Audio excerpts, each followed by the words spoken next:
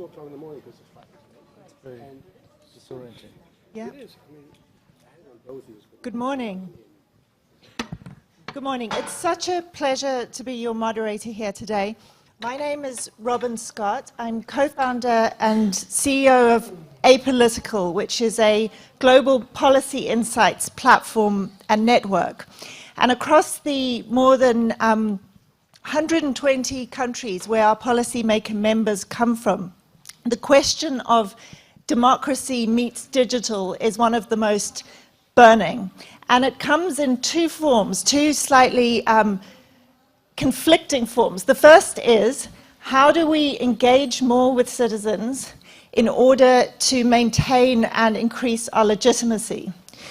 The second is, how do we fight the dangers of digital, such as fake news, such as hacking, in order to maintain our legitimacy? So there are a lot of conflicting sides to this question. I think there are few more important, and it's hard to think of any group of people better placed to comment on this and enlighten us than our panelists today. You can read their bios, so I'm not going to go through them. We have an hour and a half. We're going to try not do anything that's repetitive or dull. But I wanted to just start with sharing one fact about each of them, which is not on their bios, which will give you a sense of the people behind the illustrious titles. So first of all, next to me, we have Rana, a novelist who also plays jazz in a bar in Berlin from time to time. He has an excellent sock collection too, if you can see that. Those of you at the front can see this. To his right, we have Dan Shepard, who has just come back from trying one of the first of its kind cases on fake news, which he can't tell us a lot about, but he can tell us something about, which we're very excited to hear more on. We have Yasha Monk, who I think he and Jeff next to him are competing for the best fact, but you think Jeff would, it's a difficult, maybe we can have a poll on this. Yasha's is that someone once tried to assassinate him, having mistook him for Isaac Newton.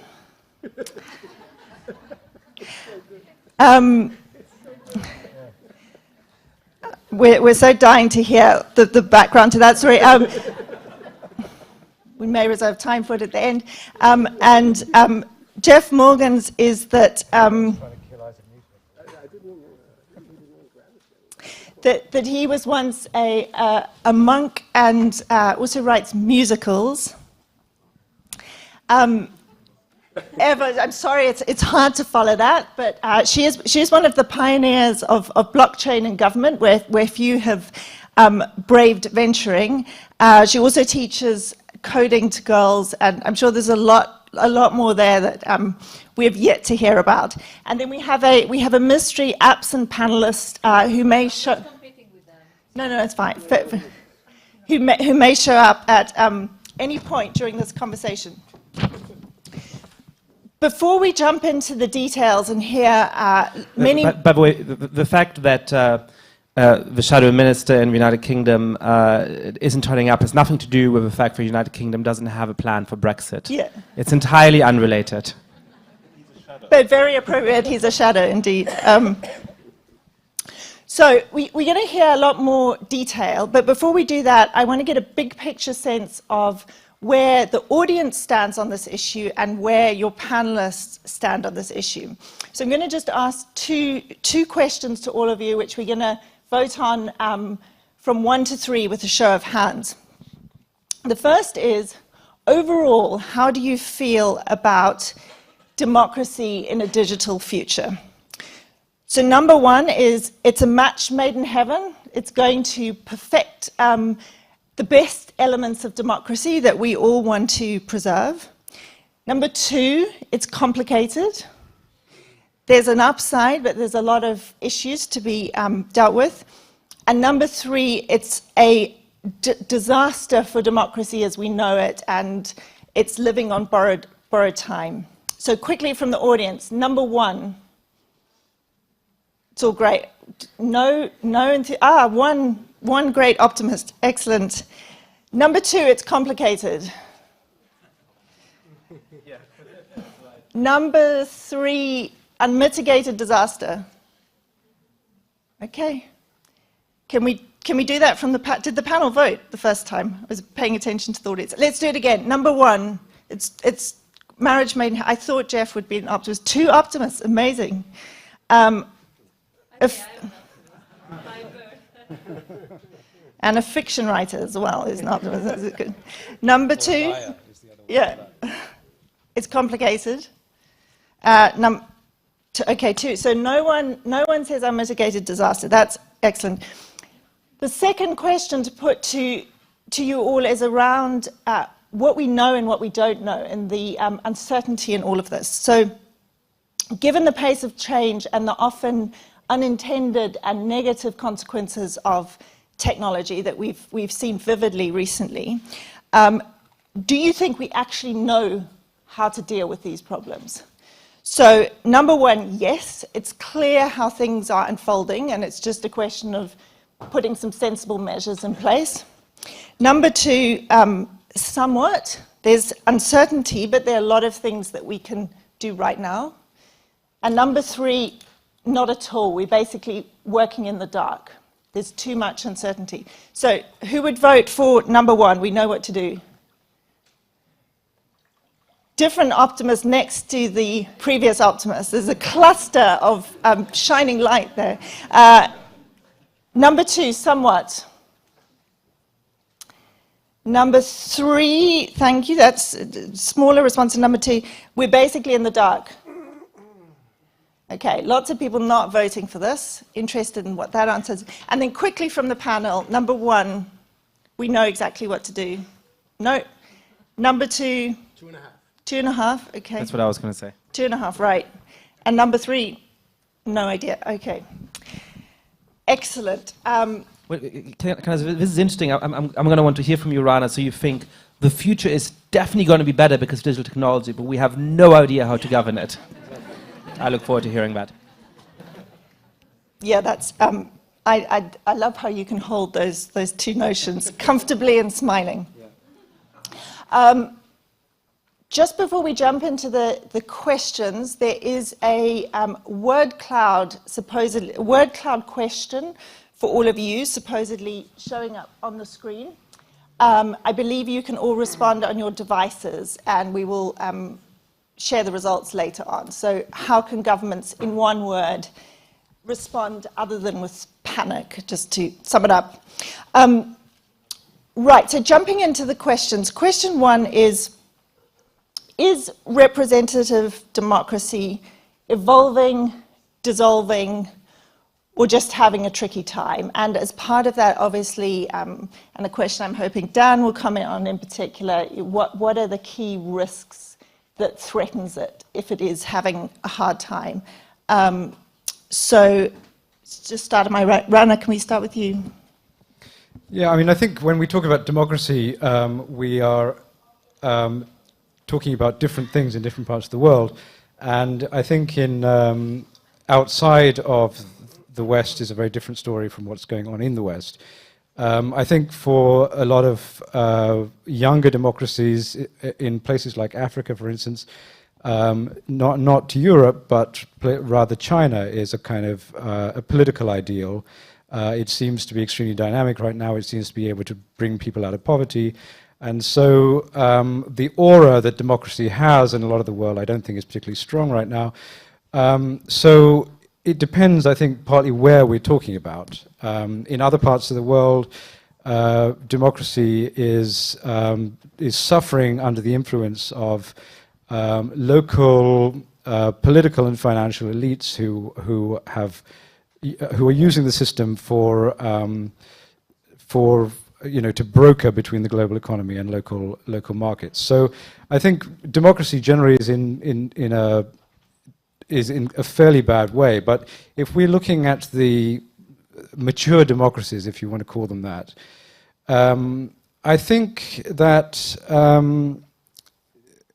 the the idea of national politics itself is under enormous strain right now. So I think one of the reasons that political institutions have lost a lot of their aura is that the sense that they do not really have political authority is becoming more and more acute amongst electorates. And for the West particularly, this is an enormous spiritual crisis. The institutions of the state had theological significance. If they cease to be able to do the things that they were supposed to do, that is a shattering moment. I think in this, technology is often a red herring. It's often thought that globalization is done to us by other people, wherever we happen to be in the world. And so in the US, for instance, the idea that the hallowed institutions of the nation have been infiltrated through technological means by foreigners, I think is really a metaphor for much bigger things and much more real things that are happening through finance. Migrants become scapegoats, the internet becomes a scapegoat, but I'm not sure that these are really those issues. They are issues essentially of the supremacy of global finance and the comparative decline of national institutions. Okay, thank you. I think I'm going to hand over to Yasha now, because you are at pains to distinguish between democracy and liberal democracy. And could you speak to that in this question? Yeah, sure. So, I mean, I think what is really valuable is liberal democracies, which is to say political systems in which we manage both to protect individual freedom, individual rights, and collective self-rule. When you think about political systems in which we manage to rule ourselves, but at the price of the freedoms and the rights of minorities or of individuals who disagree with the government, it's not clear to me that those are systems in which we actually want to live.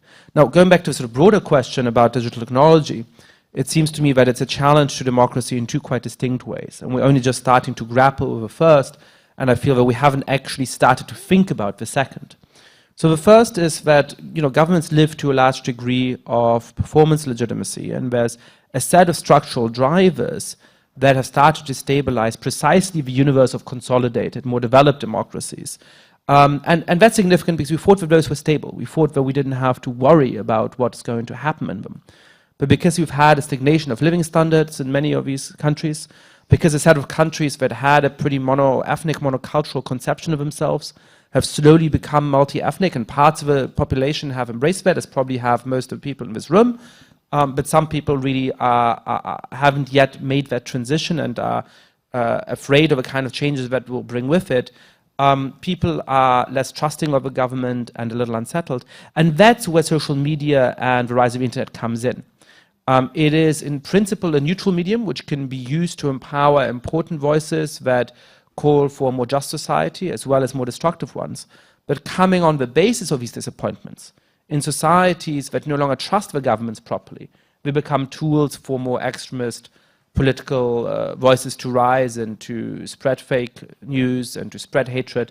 And that cocktail is very powerful. And the second thing, just to mention that, is that I do think the internet is challenging the founding myth of democracy in important ways. So when you go back to the founding of democracy, and that's related to the liberal democracy question, they were never meant to be as responsive to the people as possible. The founding fathers in the United States proudly talked about how they were founding a republic rather than a democracy. When you look at the parliamentary system in Britain, it was a complicated compromise between the aristocracy and the king.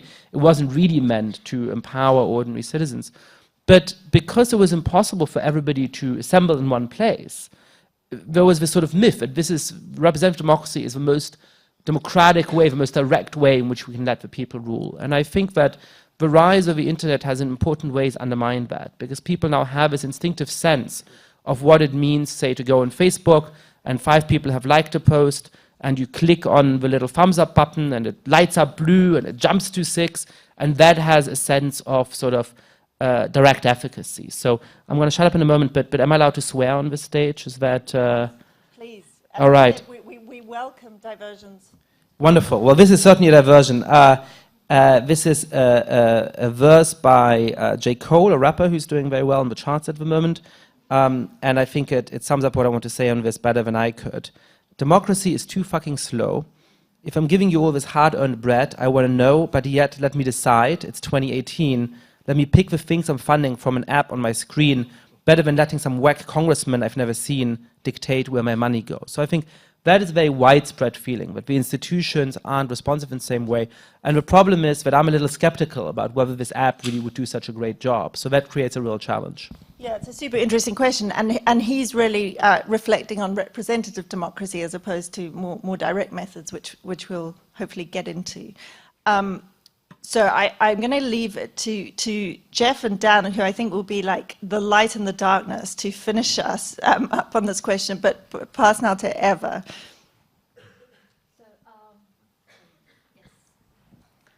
So basically, I would say that we do have challenges that we cannot respond to alone. We have global challenges and global problems, and we try to give solutions in the national level, and not even in the national level. Basically, we don't even have enough governmental bodies that are accountable to citizens. So the European Commission, ESM, the Stability Mechanism, IMF, these are not transparent mechanisms, and we would like to have a word there. So I do believe that we can struggle to evolve democracy even more. So one of the problems is that we need more accountable governments, more engaged to the citizens. We need to have global solutions. So I think OECD is an excellent forum to start doing that, to have some global goals and global solutions. And at the same time, we have to engage citizens more by using also social media. So we have the tools there that technology brings us, and these tools are being used at the moment to challenge democracy. We should be able to use them and educate people to use them in the right way, because the connection of the online world to the offline world is still not clear. So if exactly you vote online, maybe you don't expect that the result will affect your life. If you like something, if you don't like, this is something very easy. We have to educate citizens that these can affect their lives, and of course to give them more options. So my committee in the parliament is chairing the Science and Technology Options Assessment. So we do that for politicians. We give them more options, and then they decide. But they have scientific data and evidence. At the Brexit, you just had yes or no. You didn't have any other say, of any other answer. Yes, but, no, but, I want it done this way. So we have to give more options to citizens, and new technologies can help us do that. And also, I believe that democracy can be improved with new technologies by engaging more people that now they're global citizens. They travel too much. They don't need to be in one place to vote. So we have to solve identity problems, and this would also help us have e-voting solutions. You know that I think in UK, if people living abroad would be able to vote, we would have a totally different result. And at the same time, if US takes a decision of evading some country close to my country, I'm from Greece, then we pay for the consequences, and we don't have the right to say anything. So there are challenges we have to solve in democracy the way it's now, but at the same time it's the best thing we've ever done. And the European Union is something that we have to expand and we have to protect even more. So criticism is there to make it better, not to destroy what we built. Great, thank you. And I think that segues nicely to what Jeff might say. And I just want to point out that Jeff's organization, Nesta, is funding some of the most, and working on some of the most exciting initiatives around making this connection between citizens and government more authentic and faster. And just one that's not exactly voting, but I think it speaks to the point that Eva raised, which is a project in Amsterdam and Barcelona to make more of an explicit social contract between giving up your data as a citizen and getting services that are valuable to you directly in return. And I think it's initiatives like this that we need to see many more of. So Jeff, what are your views on the question? I think it's helpful to distinguish two sort of very different strands of this. One is really about structures and institutions and processes, and one is about politics and programs.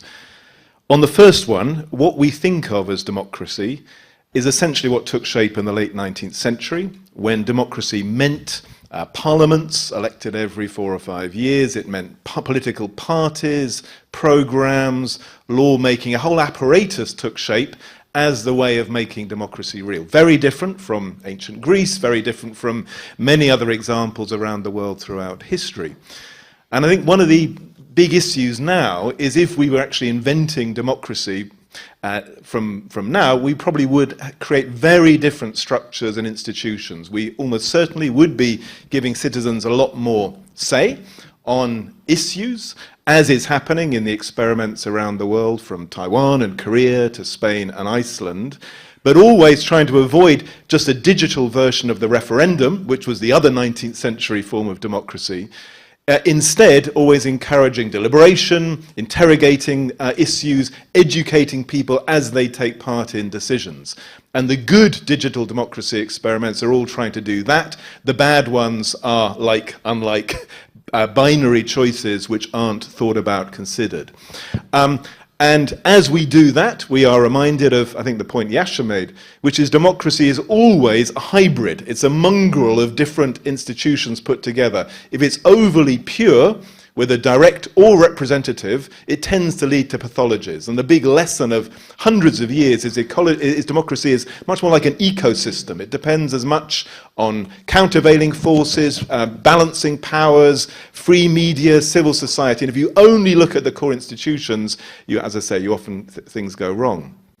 So I hope we can talk about what needs to change in the structures, institutions and processes, and I think it's completely unacceptable to believe that what took shape in the late 19th century is the eternal answer to how to run democracy. But then the second issue is about what you do. And I think the public of the world, of the democracies, look to political parties, the governing coalitions, to solve the basic problems of security, of welfare and of justice. When they manage to do that, democracy is legitimate. When over long periods of time they fail to do that, as happened in the 20s and 30s, and is happening in some countries now, it's not surprising people turn against the institutions and the forms, as well as against their politicians. There are some countries where political leaderships are still doing pretty well in giving people protection, welfare, justice, and others where they're not succeeding at all. And I think we have to distinguish, to say, this long-run set of structural changes which are needed in democracy and the failure, essentially, of political leaderships to meet the needs of their people. Great, thank you. Dan.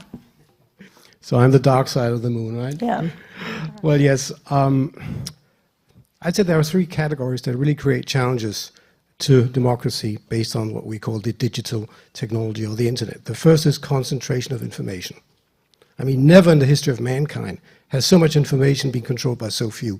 I realize that sounds a bit Churchillian, and it may be over the top, but I strongly see also as a lawyer in private practice that this is becoming an increasing problem.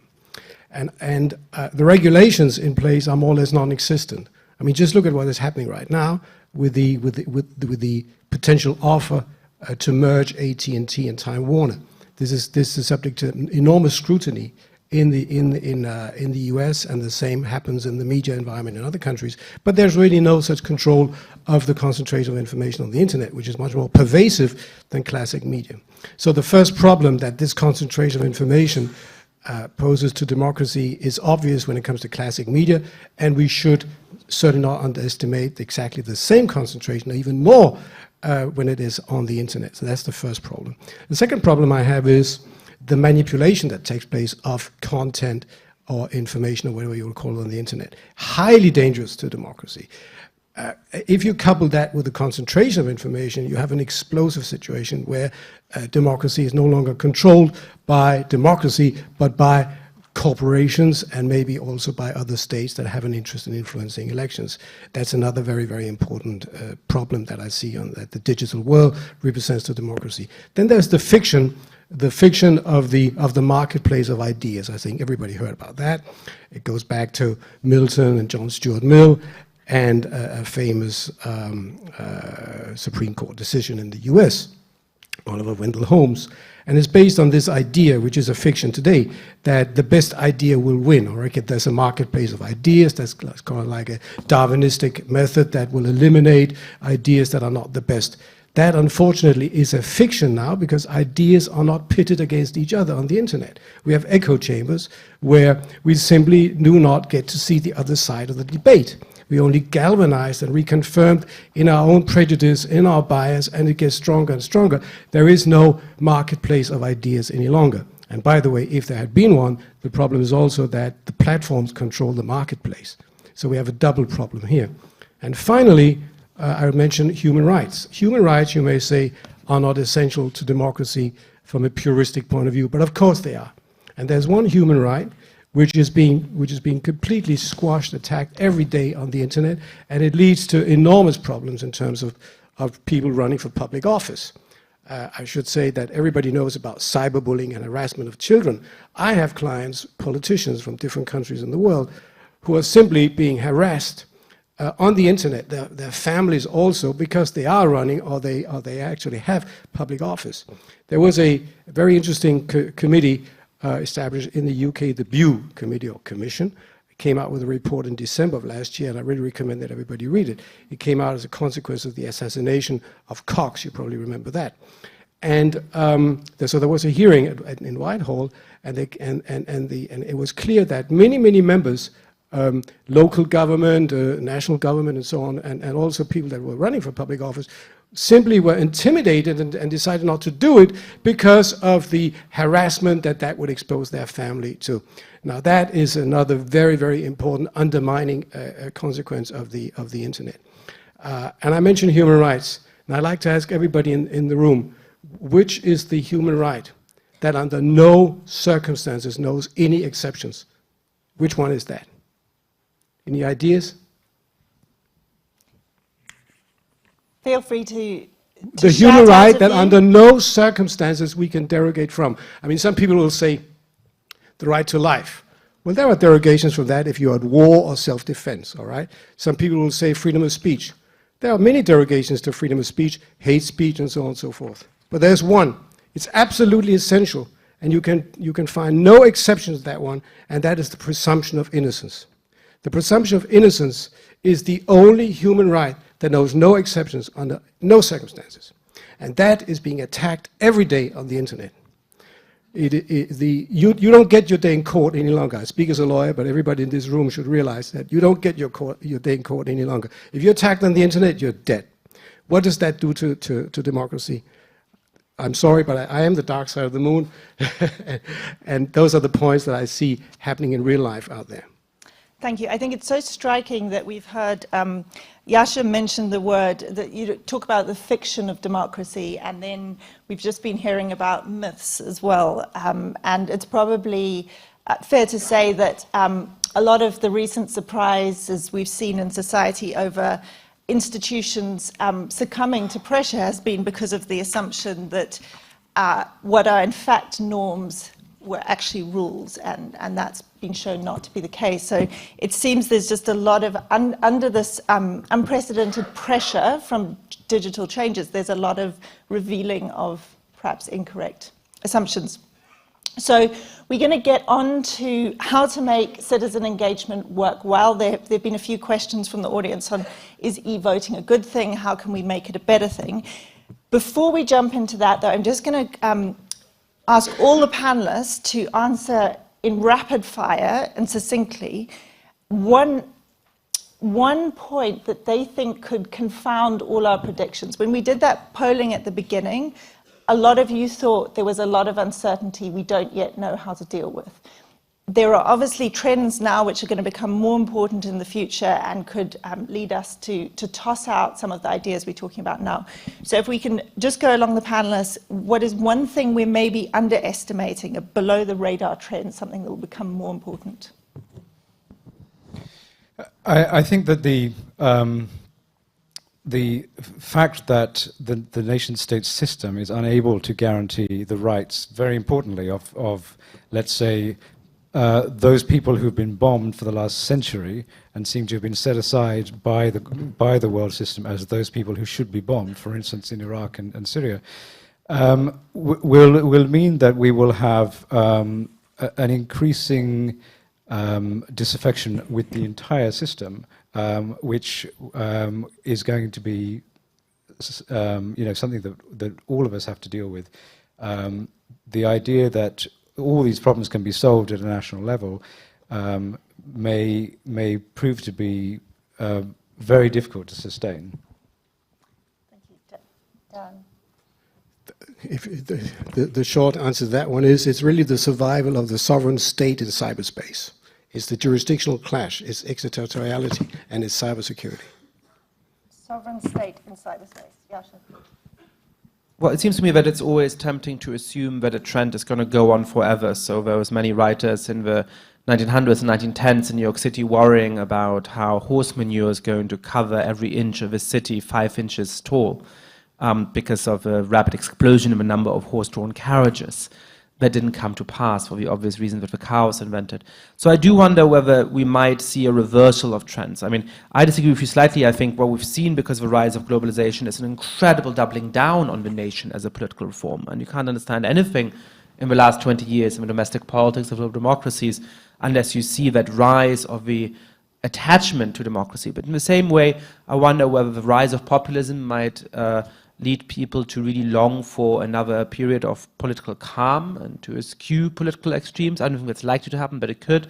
And the same way, I wonder whether young generations raised and made quite unhappy, as we know from various statistical sources, by the rise of social media might actually say, you know what, we need to rebel against this culture of narcissism, this culture of individual representation on the internet, and perhaps they will actually go back to different forms of collective identity. I think both of those look unlikely to me at the moment, but there would be interesting ways in which a trend might create a counter-reaction. Is there, just to follow up quickly, is there anything that would trigger, that you think would be more likely to trigger that kind of rebellion? Well, so certainly on the populist side, I mean, I think when you see how terribly that tends to work out, you would hope that people who are looking at that rationally say, I don't want this to happen to my country. And there's certainly a possibility, for example, in the United States, that the chaos of a Trump presidency will create some amount of real unity in saying, well, we don't want to repeat of that. Again, I'm not that optimistic that that'll happen, but it's certainly, you could see how it would play out. Accelerated chaos of some sort. Jeff. Well, my hope is that we will see something more like a social movement for democracy, which actually revives a moral argument about the roots of democracy. So 2 centuries ago, it was assumed you had to balance a set of rights and freedoms with responsibilities as citizens to contribute your time, your energy, your passions to the public realm. I think we may be going back to that, partly because we can see how things have gone wrong in the digital world through anonymity, which provides the cover for trolling and fake news. And many of the pathologies we're talking about are essentially about people being able to act without any account, anonymously, without responsibility. And we may need to reconfigure much of our digital world to re-embed personal accountability, not just responsibility from the rulers, which is strong, but actually from us as citizens. That's what dramatically changed how we thought about the environment when that moved from being something just for corporations or governments, but became something as much about our daily life, how we use our waste and our energy. And I think that the hopeful future is to, in a sense, address these problems not just through technocratic designs, but through the sense of moral responsibility which all great social movements have. Fantastic. Eva? So I'm a bit, I work a lot on artificial intelligence and blockchain. And coming from Greece, when we face the crisis, I understand that people will come up with new solutions. So we do have capital controls in my country, and blockchain is a solution to remove the control of central banks to your savings. So people can be very creative when they have to. So I believe that in the new challenges there are going to be new responses that you cannot even think about. But one thing that I saw is that people lost trust to the system. So they try to use blockchain or technology to create new forms of trust, new collaborations beyond borders, since digital era allows that to happen. So I do believe that we're going to have decentralized solutions in a rapidly globalized world and economy. And this is the positive aspect. One of the things that I believe we don't have clear in our agenda, since I work with AI, is that the huge concentration, not of information, but of data, So data is the new gold, and just a few people own it, few companies. So I don't think that's just in strengthening democracy is enough, because companies actually have a lot of power beyond the governments now. So I do believe we have to make sure that these data are considered to be public good. So like GDPR came after Cambridge Analytica, but it came because the technology develops really fast, and we cannot stop innovation, but we have to follow and then put some rules to protect citizens. I do believe we have to make sure that not just we have transparency with algorithms and explanation and better education, but data will be a public good, so then we will not have these giants controlling everything. And since they have data, they can actually work with artificial intelligence. So I'm trying to make sure that the Black Mirror perspective will be avoided. And we will have always governments, hopefully, that we trust. But what happens if we don't have a government that we trust and like, and they have too much control, and then they cannot even control the company? So basically, I believe we have to find ways to protect citizens immediately. And also, we have to move very, very fast, because these things are happening faster than we can process. Yeah. Thank you. Interestingly, I believe that New York has become the first government in the world, local government in this case, to introduce an algorithmic accountability task force. There's a lot of other discussions about this, but this is a set of standards that will police how government uses its data and make algorithms more open to public scrutiny. Sorry, let me just say, Article 22 of the GDPR actually contains a provision of algorithmic accountability, which everybody should know. If you're working with the algorithm at the development stage, be very careful, because this is law now in Europe. Yep. Just a quick show of hands. Who amongst the panel is GDPR net positive? Who feels that? Is it a positive thing overall, GDPR? Because it's got it. There's been a lot of resistance. I personally think that it's the most important piece of legislation on the internet since 1996, which was the year when in the US the so-called Communications Decency Act was passed. That was the act which in Article 230, Section C, says that the intermediaries, or the mere conduits, as we say in Europe, have absolute immunity over content. And since 1996 until today, that has been the law, basically all over the world. In Europe, we have the e-commerce directive, but it's more or less the same. Now we have a Copernican revolution. We're putting the individual back in the center of the universe. We suddenly have control over our data. So yes, indeed, it is a giant step for mankind. Excellent. Can I add something to that? It has to be improved, though. It's important. It's a big step. But we have to give more options, because if you have the choice to consent or not to give your data, it's easy to consent, to use an application that makes your life easier. I see people that they chip their hands to have the freedom of not carrying their credit cards with them. And this is insane, and it's happening in Europe by choice. It's not enforced. So I do believe we have to have more options to GDPR, so to make sure that you can actually choose which data you share and know if your data are being sold. And yes, you have the right to explanation. You have the right to request and find out what's happening with your data. And maybe just to add to that, so that you mentioned earlier the Decode project in Barcelona and Amsterdam and other places, that is exactly trying to operationalize Ava's point. So you get many more choices. You can actually manage, control your data, who gets to use it and for what. GDPR is a good first step.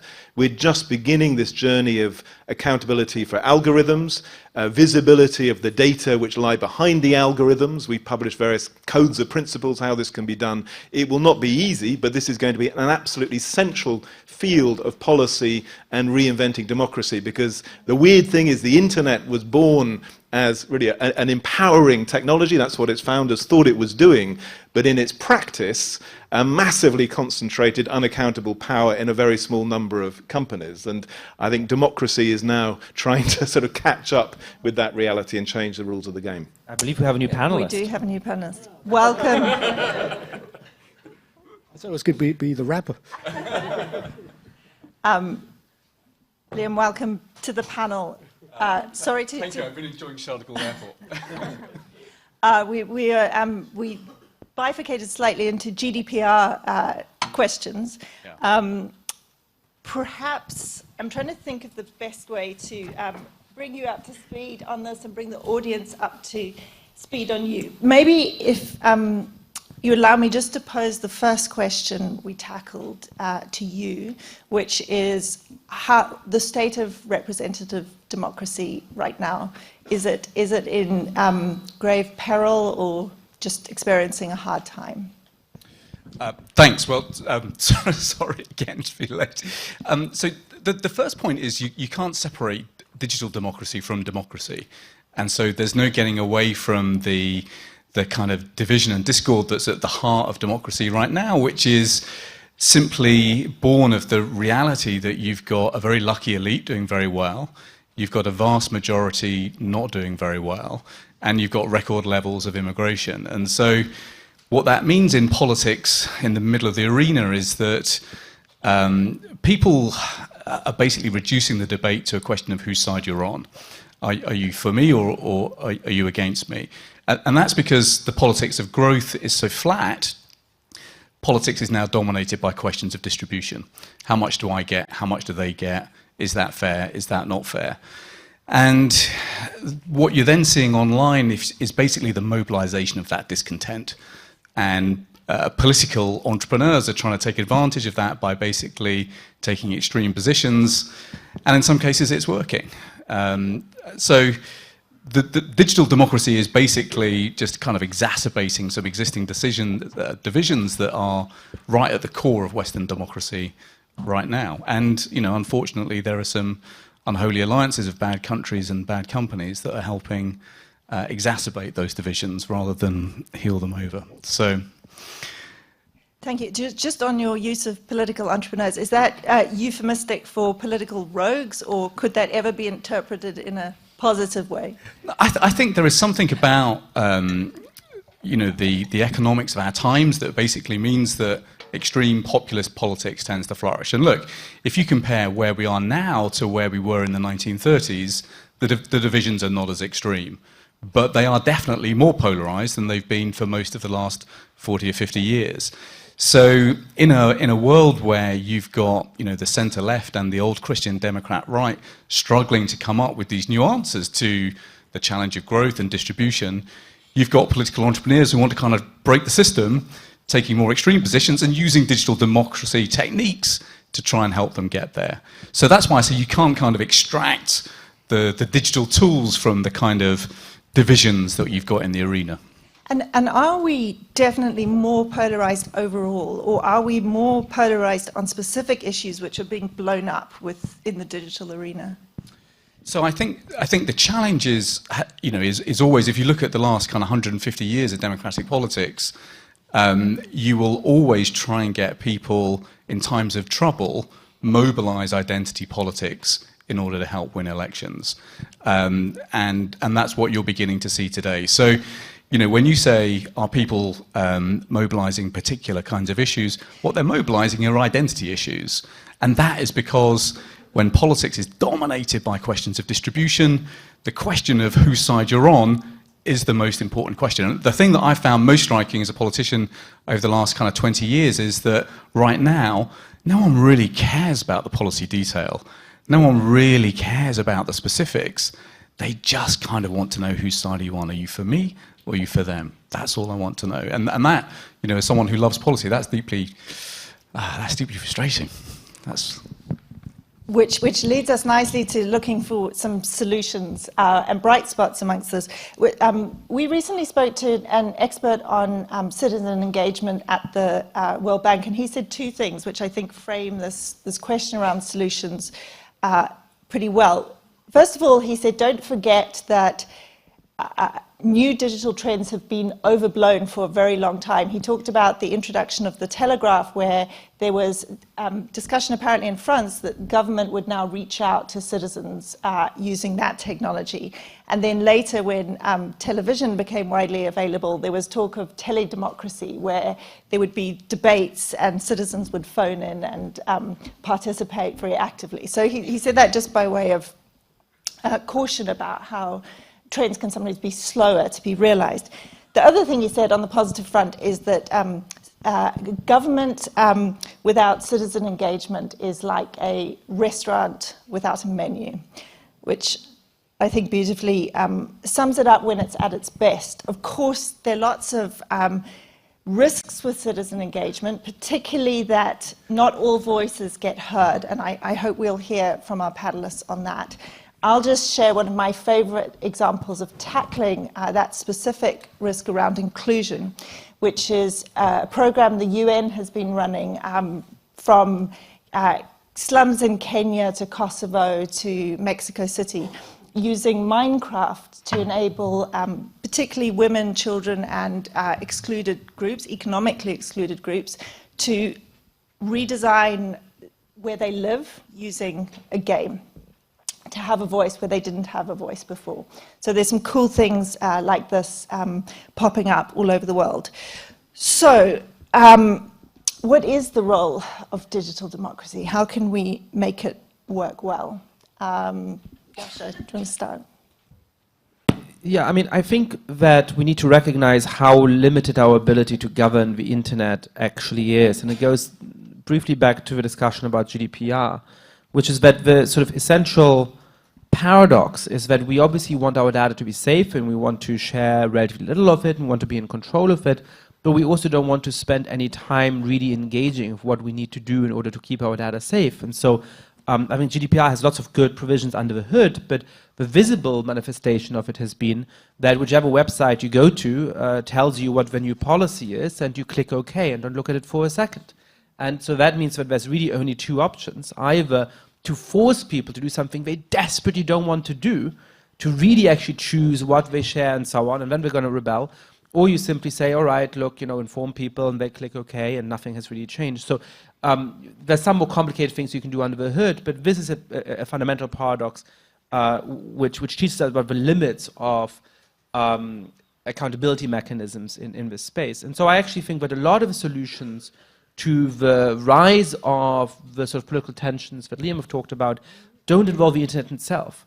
If we actually manage to have economic policies that make people feel optimistic about the future and make them feel like my life is actually getting better, there would be a lot less anger to be exploited on the internet. If we manage to create a real sense of an equal multi-ethnic society in which immigrants and minorities feel that they are treated fairly, but the majority population also feels like they don't have to be afraid of how the country is changing in the future. And that, I think, doesn't involve giving up on the nation state. It involves winning the fight for what the meaning of a nation state is. I think a lot of tensions would be reduced. And finally, I agree with you very much, which is that one of the ways in which the internet has been so destructive is that we've forgotten what the values of our political system actually are and why it matters. Why it is that it is better to live in a liberal democracy than in all of the countries in which authoritarian populists have taken over. And we don't take that seriously enough in schools, we don't take that seriously enough at universities, we don't take that seriously enough in forums like that, we don't take that seriously enough in the media, and so everybody in this room can actually do something to contribute to a sort of recommitment to those civic values. And that again would help to weaponize the population, for them to be willing to defend the political system against the kinds of lies and attacks that they encounter online. Just a quick question on the values point you make. I mean, is it possible, though, to remind people of an inclusive set of values that everyone can actually get behind? I mean, I think so. I think, there's two elements of that question, right? The first is around the sort of bit about multi-ethnic societies. And it shouldn't surprise us if this is proven to be difficult, because it is a historically unique experiment. We haven't got examples of democracies that were founded with a largely mono-ethnic, monocultural conception of themselves that have successfully transitioned to being truly multi-ethnic societies. And we have very few examples of truly equal multi-ethnic societies anywhere in the world. So it shouldn't surprise us if that's a difficult process, but we've actually come a long way on that front. In just about any liberal democracy, I think it's better to be an immigrant or a minority today than it was 50 or 30 or 20 years ago, perhaps not 2 or 3 years ago. But we should remember that on this front, I'm actually relatively optimistic. And then on the other divisions, yes. I mean, I think when you ask young people now, they know very little about the political system, and they don't have a live imagination of what they have to lose. I hear this line all the time when I talk at campuses and so on, people saying, well, what do we have to lose? Well, go and look at what's going on in Russia. Go and look at what's going on in Venezuela. You have a ton to lose, but we need to make that point and make that case and teach people about that. Dan, you look like you wanted to challenge that. Well, I don't know whether it may be a challenge, may not, but it's also addressing your question. The sovereign state, I think it's very, very important for us to understand in terms of democracy what the sovereign state really means and how it is being challenged by the so-called universality of the internet. There are three elements of the sovereign state that are challenged on the internet. The last of the three is the most important. Democracy really is the right to legislate within your territory.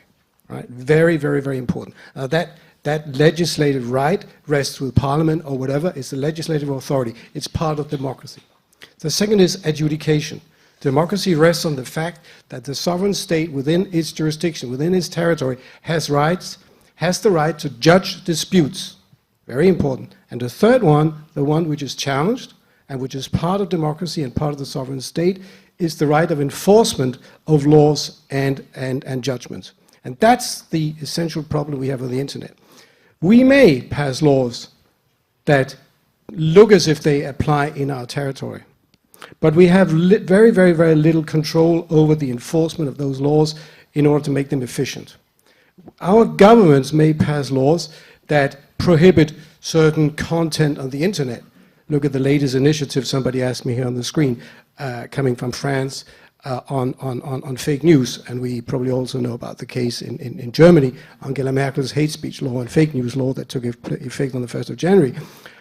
It's very limited what effect we can give those laws if somebody simply decides to put the fake news or the hate speech or whatever it is on a .com domain name, which is readily accessible by everybody within the territory. So is democracy today, as being part of the sovereign state, faced with the challenge that its legislative authority and its adjudicatory authority has no effect, in which case the whole thing is totally insignificant, because if it doesn't have it, if you can't enforce your laws, forget about it. Now that's very, very important, because this brings us to the main challenge, and maybe also one of the questions that I saw on the screen here is, what can the OECD do? What we need to do is we need to go back in history. And we need to look at a treaty from 1936, all right, between the two world wars, the League of Nations. This is a treaty which came out as a consequence of a debate that started in 1931, talking about moral disarmament. The debate was really propaganda. Now, unfortunately, in spite of the treaty in 1936, that led to the worst propaganda genocide in history, which is very, very unfortunate chronology, but that does not relieve the treaty from importance today. The treaty simply says that a state is responsible vis-à-vis other states for the toxic content, I use a modern expression, which in the treaty is called propaganda, that has an effect on another state. It is the country of origin principle. That is a very, very important principle that we should all take a very, very close look at. It maybe within the OECD, that a country is responsible for enforcing and policing rights of another state in the event that something takes place on the first state's territory which manipulates or has an effect on another.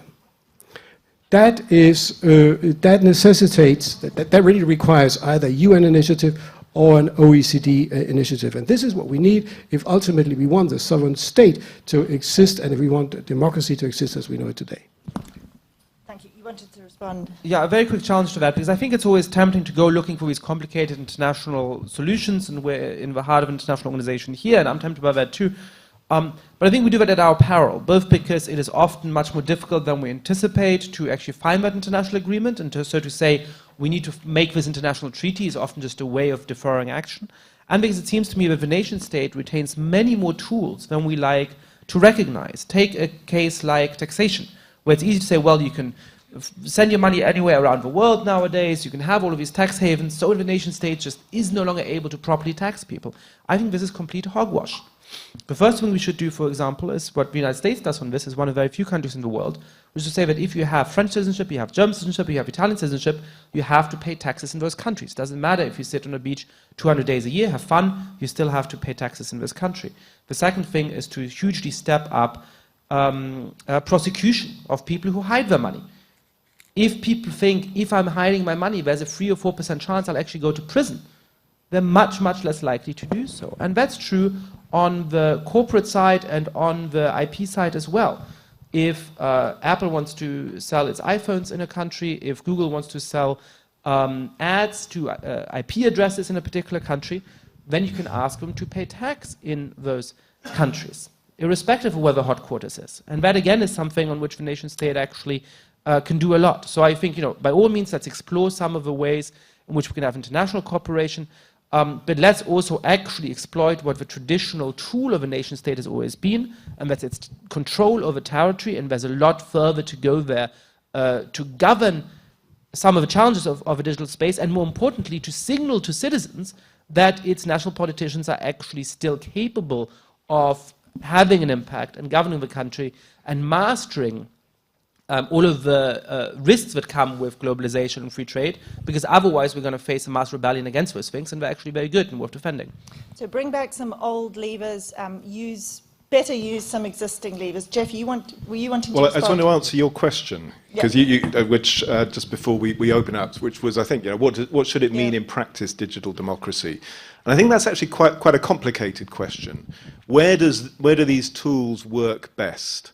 They work very well in local decision making. I mean, about your neighborhood or about budgeting priorities or public spaces. And we see this in Paris, we see this in many cities across Europe. These are almost becoming the norm as a better way of making decisions than just having elected municipal councillors.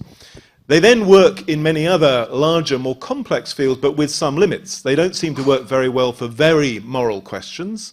Though I've just come from Ireland, where I was over the weekend, which had a rather fascinating referendum. But usually they don't work so well for these issues because people don't change their minds. So they amplify both sides rather than having an educative role. And digital tools don't work particularly well for very complex, very technical issues like monetary policy. Why Italy is interesting right now. And that then takes us to the other side of digital democracy, which I think is increasingly going to be supplementing the sort of brain power of politicians and bureaucrats with the collective intelligence of societies on quite technical issues. How do you, manage water systems or parking arrangements or jobs programs, where I think the Parliament of the future, as a matter of course, will be mobilising thousands or tens of thousands of people with some expertise, some direct experience as part of the decision-making process. That's different from the purely expressive side of digital democracy, but I think it's clear that will be as a game changer for the everyday life of our institutions. And I think the key issue is to grow digital democracy where it fits best with both motivations and capabilities, and not to see this either as a terrible thing or as the answer to every problem, because it's very variegated where it works best. Yeah, one of the other cautions I've heard is that it works well when you're asking about facts and less when you're asking about sentiment. Asking citizens. Can I hand it to Liam? Can you speak to this question, and specifically maybe to one of the questions posed by the audience, which is, has social media dumbed down the discourse between citizens and government? Are there any examples of more sophisticated discourse? Yeah, I think there are. So I think just like in economics, the same is true in politics. It takes a while to civilise new technology, and that is what that's what we're struggling with today. And it took us quite a long time to perfect the role of free speech in democracy. Took us 200 or 300 years in England. And one of the ways in which we perfected that was by ensuring that people had skin in the game when they participated in debates. So Nicholas Taleb's just written quite an interesting new book at the moment about how too many elites at the moment don't have that skin in the game. And you can see that in different types of social media. So on Twitter, people can take refuge behind anonymity. On Facebook, which is the kind of digital equivalent of a fireside chat these days, people are able to hide behind dark social advertising. So in politics online, you don't have skin in the game in the way that we use to protect some of the norms of free speech. over the last couple of hundred years. Now, equally, there's an old saying in politics, which is that there's two things you should never watch, which is making sausages and making laws. Making laws is messy, ugly, and not very pretty, but we've just revolutionized the transparency around that, and so it's not surprising to watch people recoil from that slightly. So the way that we're going to have to try and civilize this new technology in politics is by doing a bunch of things. So we're going to have to make digital literacy a human right, because ultimately, we can't censor stuff on the internet, and so we're going to have to rely on the tried and tested technique of a well-informed citizen. Second, we're going to have to modernize election protection laws around the world. We have hopelessly out-of-date election protection laws in the UK. We're not alone in that. We're going to have to put new obligations on e-commerce companies so that they're not treated as publishers, but nor are they treated as platforms. But finally, Jeff is right. I mean, we've got to try and harness it to bring a new kind of transparency and openness to the way policy is conducted. So some years ago, there was a great book by a political scientist in Britain called Peter Mayer, and he wrote a marvellous book called Ruling the Void. And he was reflecting on the fact that in a lot of Western democracies, we've outsourced a lot of decisions to technocratic bureaucracies, and we've drained the arena, we've drained public life from participation in decisions in the way that once upon a time, we had and we enjoyed. Actually, digital is a way to put some of that transparency back. And policymakers around the world have got to kind of wake up to this. So we're about to spend £7 billion in London stopping a Victorian palace of Westminster from slipping into the Thames. When I talk to my young constituents, they say, do you know what, why don't you just spend a bit of that introducing e-voting? Why don't you put some of the decisions that you're making online, open them up in new ways? So we are going to have to find new ways of opening decisions up, and Jeff is right to say it's much easier to do that on practical, local, municipal issues than it is on big moral questions. We did an experiment last year where we tried to use some technology that Nestor has pioneered called Descent to write a manifesto for the regional mayor of the West Midlands. It worked brilliantly, the most creative thing I've ever seen in 20 years of policy making. But my friend Yvette Cooper also tried it on how we ended hate speech against women online. And it was just a catastrophe because people just crowded in with more hate speech than ever before, and actually we had to take the system offline. So this definitely works on the practical stuff rather than the big moral stuff, but it offers us an amazing new way to rule the void in a completely new way. Excellent. Thank you. I might just quickly hand to Eva and Rana, and we'll come back to you. Thoughts on how to make this work well, and then we will hear what the audience thinks in the form of a word cloud and maybe some questions. First of all, I have to say something about fake news. I don't like the word fake news. Yes, illegal content and hate speech should be forbidden and removed, but a ministry of truth is something that scares me a lot. So let's not go there. So I wouldn't like to give the power to any platform to remove content because they consider it fake. Fake can exist and rumors can exist. You have to educate people to understand if their newsfeed is manipulated. So something that could be a solution is to give more options. When you read an article, to have another point of view connected to that. This is very simple to do. And the second is to make sure that by default your newsfeed is not altered. By default, because now by default it is altered. You have the option to change it, but not many people know how to do that. So that takes me to the education. So we need to make sure that we have a new education system that will help creative thinking, because you have to make choices, and then we as politicians have to make sure that there are these choices and these options open to citizens. So you have to be able to make the choice if you want to have a chip in your hand, if you want to be, I don't know, face recognition everywhere, if you want to be more safe or you're afraid of mass surveillance. Maybe you have nothing to hide, but why should anybody know everything that I do? So these are questions that we have to give responses to and keep the balances there. So we need an ethical code that would be either protect, so basically values that we will protect instead of too much regulation. And this is what we have to do. I do believe that we're discussing now in Europe, which Europe is surprisingly moving very fast after Brexit and US elections. Nobody would expect that, but it's happening, and after the crisis, of course. So we talk about the digital tax. So tax companies where they make profit. And this, I think, would help a lot to reduce inequalities. So basically, I think we're moving towards the right direction. We have to move faster. We have to make sure that we reduce these inequalities, and instead of having solutions and algorithms that maximize profit and we protect the companies there, we have to make sure that we will protect making good choices. So choices for good of citizens, not of maximizing profit. This is something, so we have basically to have clear definitions and clear strategy of where we want to go.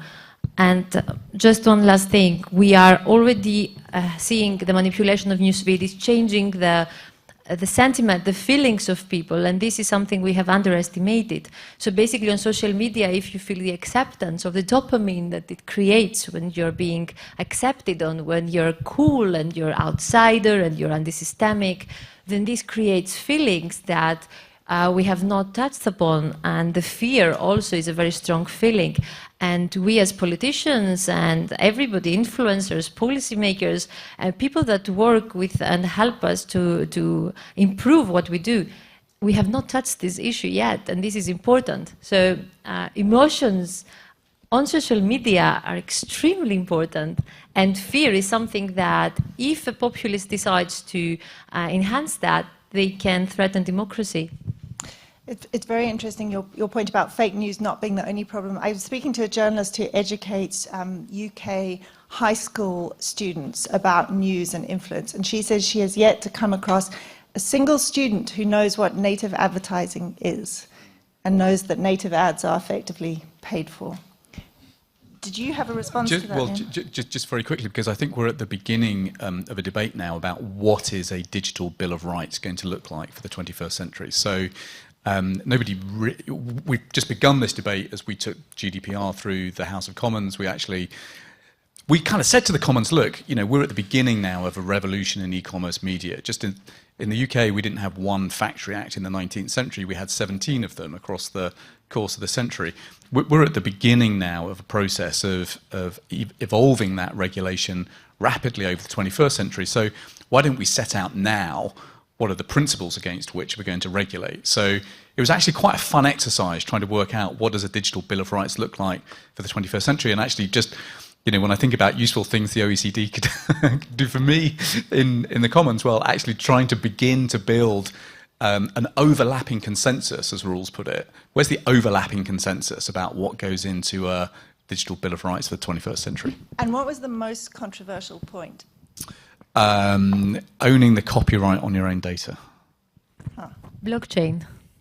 Well, yeah, no. I mean, I think that's where it's going to. I think that's where it's going to end up to. But if I own the copyright on data that is created from data that I give, I'm then posing big questions about how I get paid for it. Excellent. Blockchain. Rana. Yeah, I think one of the things that is most innovative about Silicon Valley companies is not only their product, but also their organization, their financial systems. They've been extraordinary in devising global systems. So I think in terms of what Yasha is saying, it's not quite so simple. If it were so simple, we wouldn't be in this situation. These companies are directly invested in dismantling the nation-state control over things like information, but also tax flows and money flows. So I think their power requires very substantial responses, which are not necessarily part of the kind of national arsenal right now.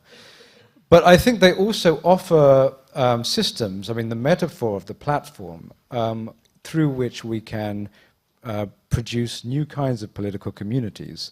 And I think that this is where, when you laughed because I said, I think everything is uncertain at the beginning, I think the enormous uncertainty we face right now is the nature of political community in the near future, both at the national level and within nations, and how they break down over deep religious and ideological divides, and at the transnational level. And clearly, technology provides us with some of the systems by which we might start to reimagine what political community might be. I think the idea of the platform provides us with ideas not only of technological solutions, but also metaphors by how the ethical relationships that now exist between people in vastly different places in the world might be actualized in politics.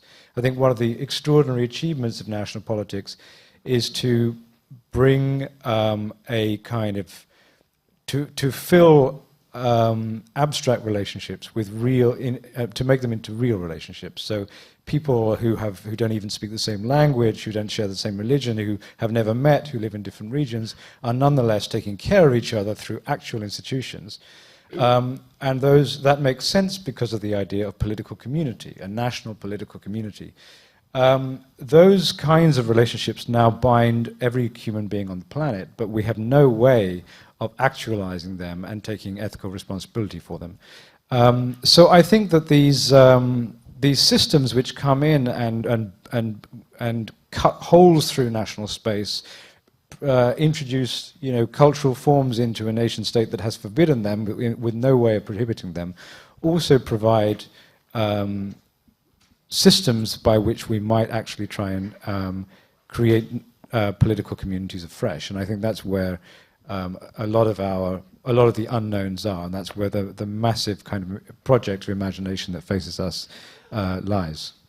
It's interesting. I think you've spoken to how Silicon Valley has, to an extent, almost hijacked the notion of platform to being purely technological. But in fact, you're pointing, and the panelists are pointing to how much culture is a platform, and trust is also a platform, and values are a platform.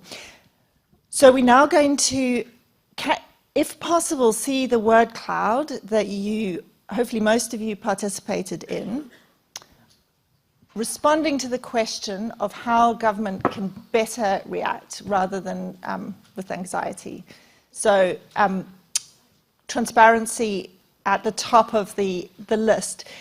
Maybe to start there, to ask for a couple of responses, does anyone think that transparency is the wrong conclusion to come to? Yeah. Well, I think it's definitely part of the mix. People want to see how their sausages are being made, as it were, and how their laws. But I think one thing we've learned over the last few decades from Freedom of Information Acts and so on is, on its own, transparency does not have the trust-building effects that people thought it would do, and often has exactly the opposite effects.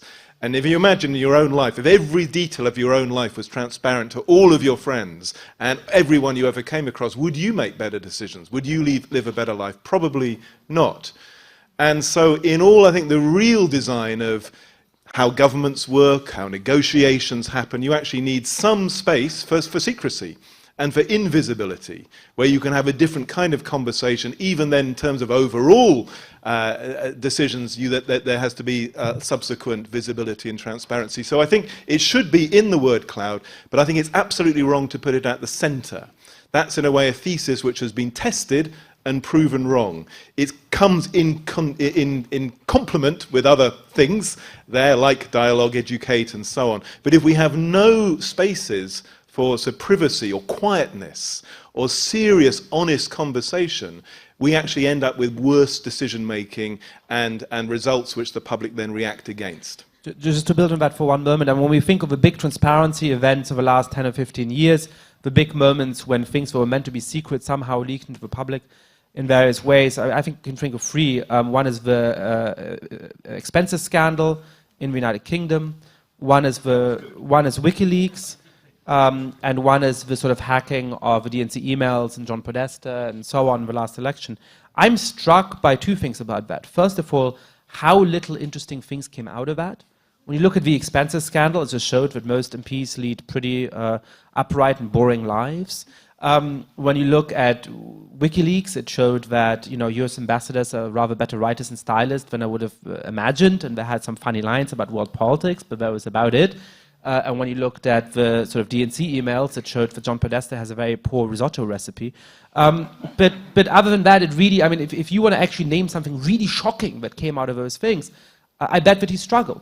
And yet, cumulatively, these three things gave the impression of, oh, those these secret things, and they somehow leak to the public, and it shows all of this secret stuff that was going on, and must somehow all be terrible. So, certainly transparency, as you're saying, is a necessary part of a system of governing the internet, but the idea that it's a panacea that's somehow going to solve everything, unfortunately, I strongly disagree with. I see anonymity is also there, but in much smaller text. Liam, just quickly, does anything on this list fill you with horror or enthusiasm?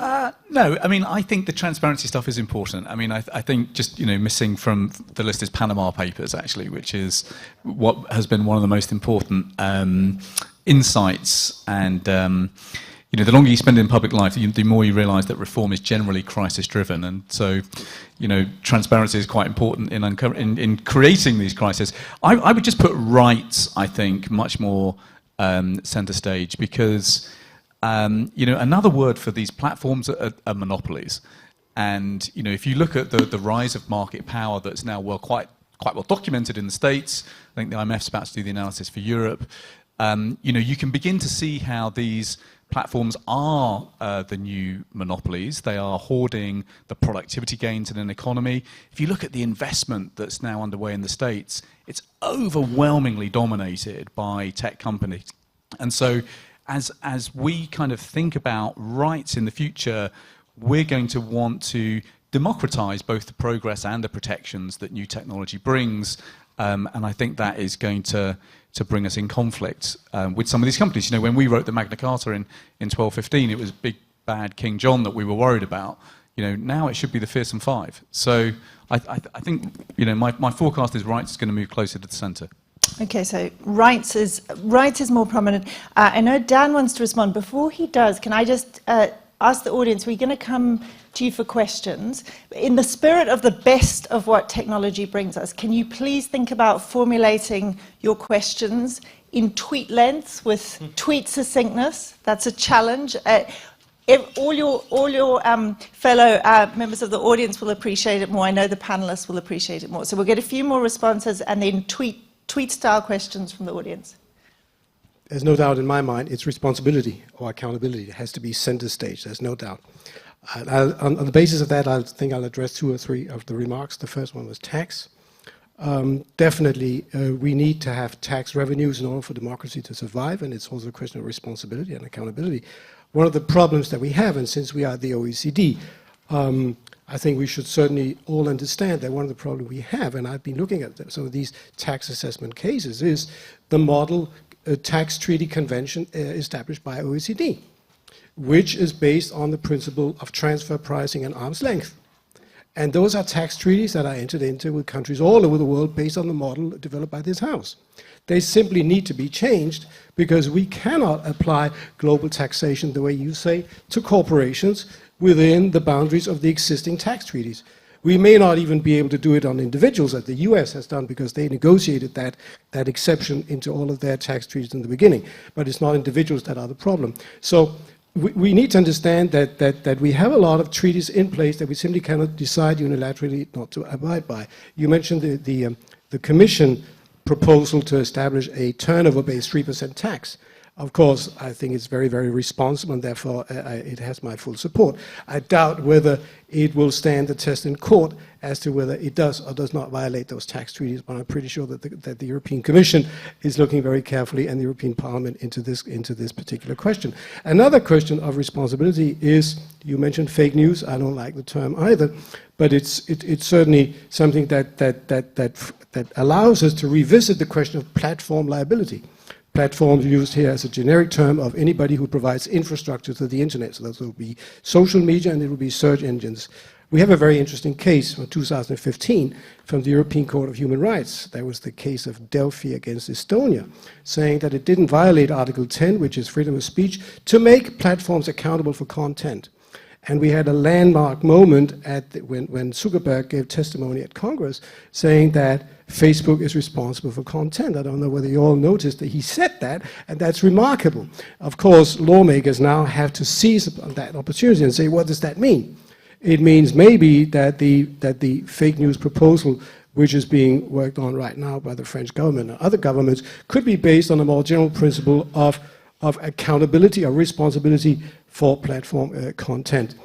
Dan, can I ask, can you, for the last point, just because we've got 5 minutes, I really want to hear from people, can you make the last point the last word? Because I'm going to give all the panelists a chance to give a last word on it. So from the audience, very brief, your tweet length questions, can we have a few? Yes, the lady in the middle, 4 rows back. Hello, my name is Anne Papoulis. I'm an artist and imagination activator. Eva, you spoke about emotion, and I'm interested in how that might be addressed. You want me immediately to respond?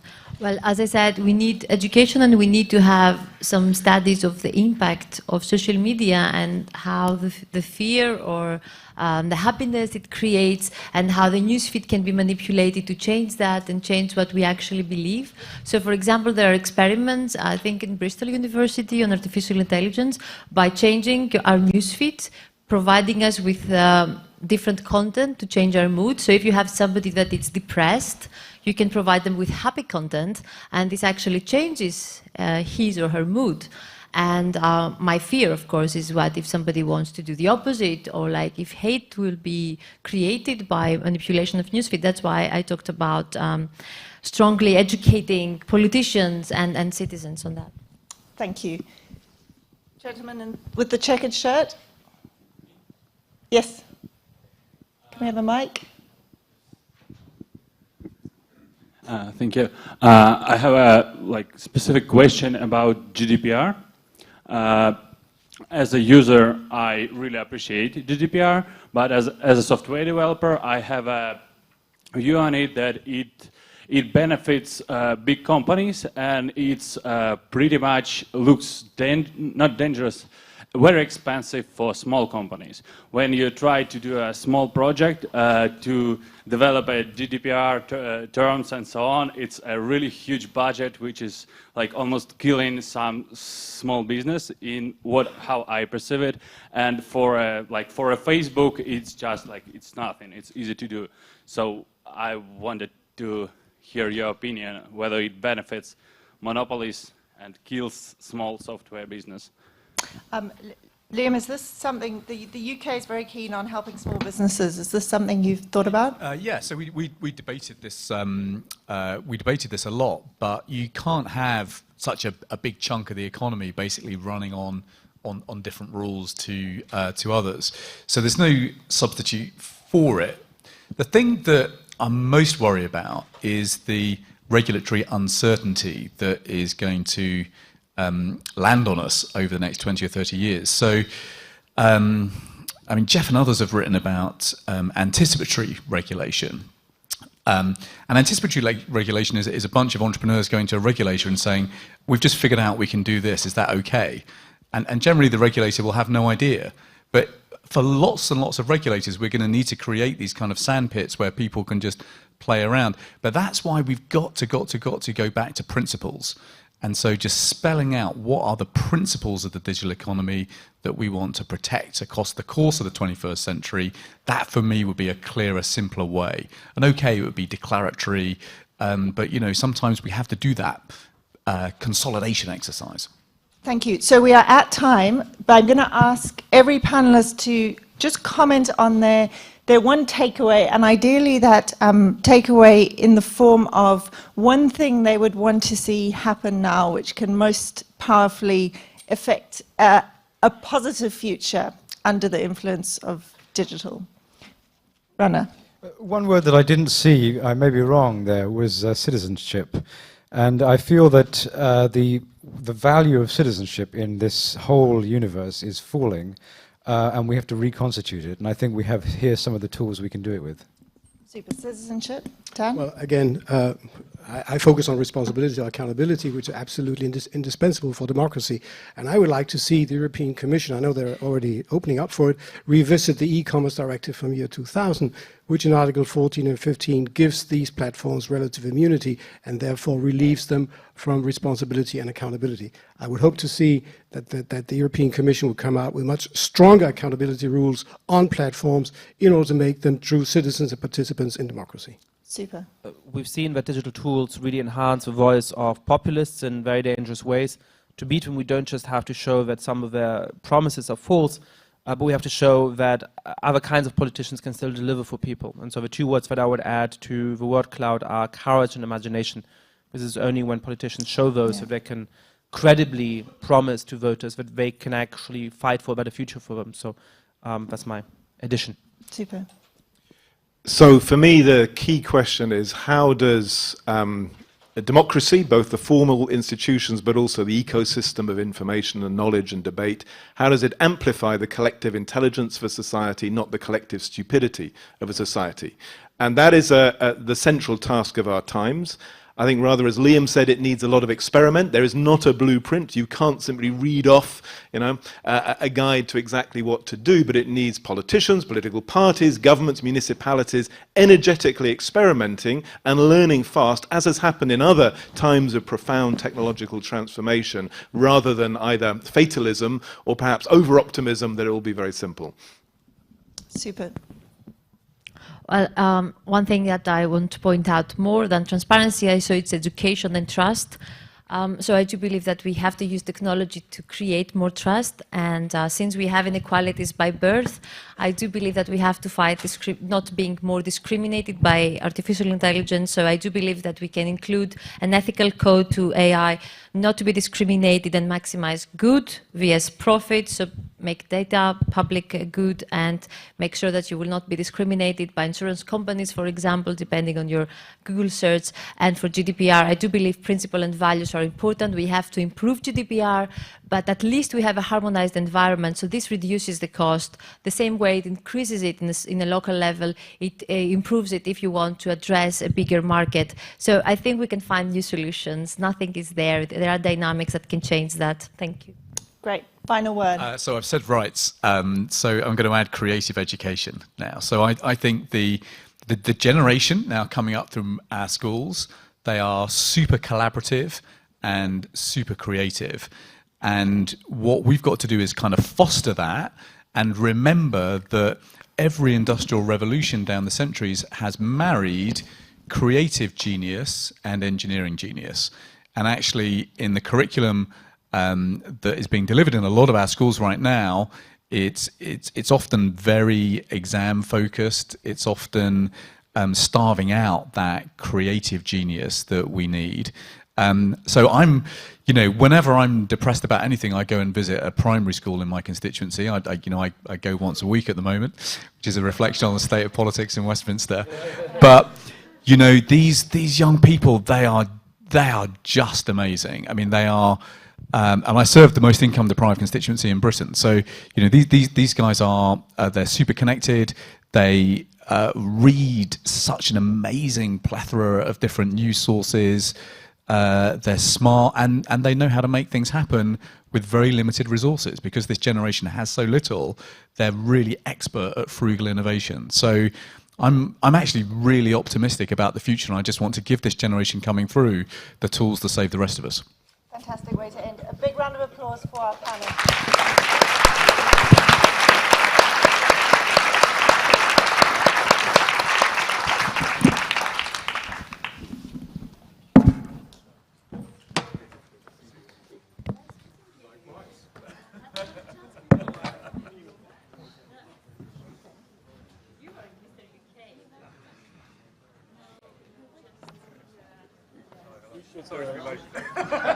I thought you were going to be the shadow rapper. There was somebody quoted a rapper, so we should exchange cards.